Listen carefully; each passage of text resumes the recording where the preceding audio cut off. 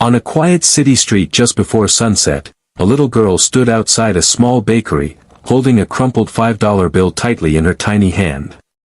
Her eyes were red from crying, and her voice trembled as she looked up at a man most people would run away from. He was known around the neighborhood as a powerful mafia boss, a man people feared, a man no one dared to approach. But this little girl didn't know fear the way adults did. She only knew that her mom was in trouble, and she had $5 to fix it. When she spoke, the words that came out of her mouth made the tough man freeze in place, as if time itself had stopped. Before we continue this heartfelt story, if you enjoy powerful stories about kindness and humanity, make sure to subscribe to our channel Kindness Lights, like this video, and leave a comment telling us where you're watching from. Your support helps us share more stories that remind the world that kindness still exists. Now, let's begin the story. The man's name was Marco Russo. In the city, everyone knew his name. He owned restaurants, construction companies, and businesses that seemed perfectly normal on the outside. But behind the scenes, Marco had built a reputation that made grown men nervous. He was tall, sharply dressed, and carried himself with a quiet authority that warned people not to cross him. That evening, Marco stepped out of his black car near the bakery he owned on the corner. His guards stayed close, watching the street like hawks. Usually, people looked down or walked away quickly when Marco passed by. But this time, someone was standing directly in his path. A little girl, maybe 6 or 7 years old, wearing a pink shirt and worn-out sneakers. She looked small against the tall brick buildings and the busy sidewalk. Marco slowed his steps, surprised. His guards immediately moved forward, but he raised a hand, signaling them to stop. The girl didn't run. Instead, she stepped closer, holding out the wrinkled $5 bill with both hands. "Mister," she said softly, her voice shaking. "Can you help my mom?" Marco frowned slightly, confused. No one ever approached him like this. Especially not a child. He knelt down slowly so he could look her in the eyes. Her cheeks were wet with tears, but she was trying very hard to be brave.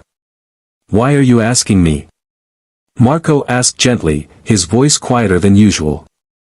The girl sniffed and held the $5 out even farther toward him. "Because everyone says you're the most powerful man around here," she said.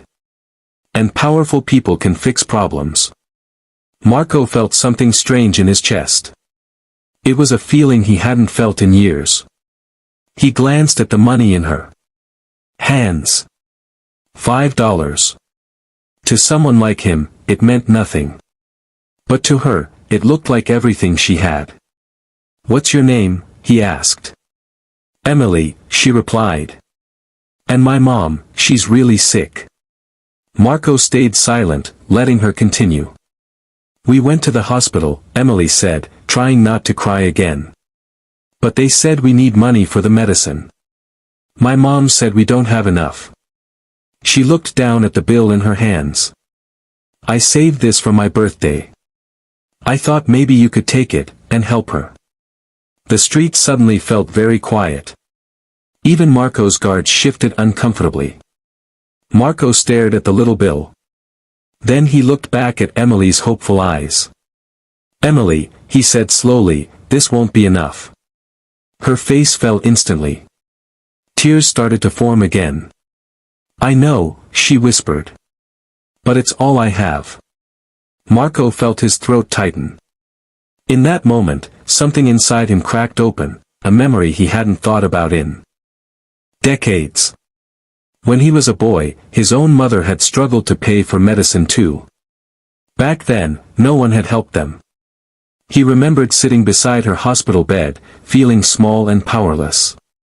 Marco took the $5 gently from Emily's hand. "You know what?" he said softly. "This is exactly what I needed." Emily looked confused. "Really?" Marco nodded. "Yes. Because this $5 reminds me what real strength looks like."